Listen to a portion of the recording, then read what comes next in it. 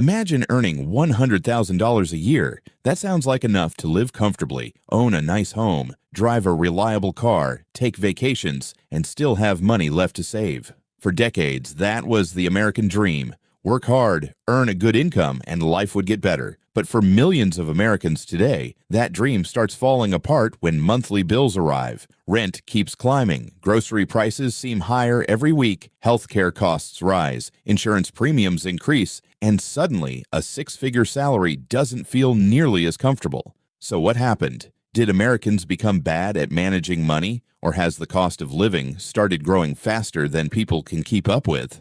To answer that, we need to look at where the money is actually going, and it starts with the biggest expense: housing. Over the past few years, home prices have increased dramatically, making home ownership feel further away than ever for many families. Even renting has become a challenge, with monthly rent consuming a huge portion of household income. Higher mortgage rates have made buying even more expensive, forcing many people to stay in rental homes longer than they planned. Research consistently shows that in many areas, housing costs have outpaced wage growth, leaving families with far less money for everything else. Unfortunately, housing isn't the only problem. Every family has to buy food. Grocery bills that once felt manageable now stretch household budgets further. Many families have quietly changed what they buy, choosing cheaper alternatives or putting items back on the shelf because the total at checkout is higher than expected. Then comes healthcare. Even with insurance,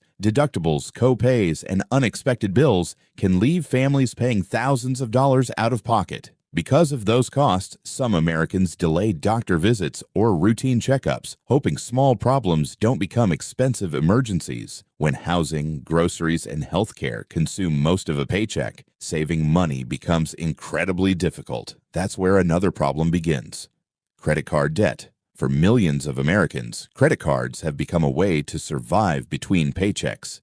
At first, it feels temporary. You swipe the card, promise you'll pay it off next month, and move on. But when expenses keep rising faster than income, that balance doesn't disappear, it grows. High interest rates make small unpaid balances snowball over time, turning short-term financial stress into long-term debt. Some people believe earning a higher salary is the answer, but the reality is more complicated. While wages have increased, in many places, they haven't kept pace with the rising cost of housing, groceries, healthcare, and essentials. Then there are the small monthly expenses that go unnoticed: streaming services, food delivery apps, gym memberships, cloud storage, online subscriptions, and convenience purchases don't seem expensive individually, but together they quietly drain hundreds of dollars every month. That's why hard-working Americans feel like they're running faster every year, but never getting ahead financially. Meanwhile, every dollar spent on rent, insurance, healthcare, groceries, subscriptions, and debt becomes revenue for someone else.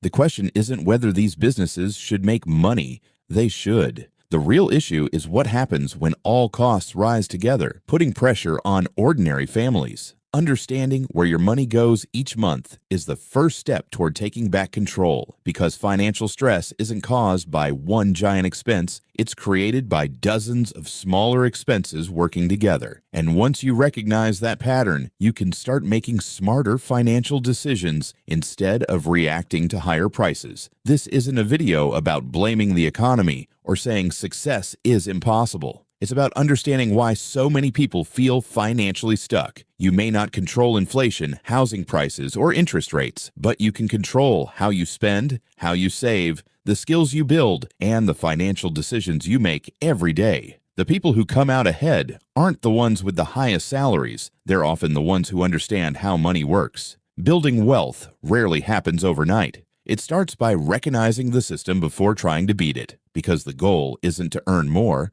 It's to keep more of what you earn and make it work for your future. Understanding why people are struggling is only half the story. The next step is knowing where the opportunities are. That's why I made a video about 10 underrated businesses quietly making millions in America. I'd recommend watching that next. It might give you an idea that could change the way you think about making money. Thanks for watching. Don't forget to subscribe for more stories that break down money, business, and the real strategies shaping the world around us.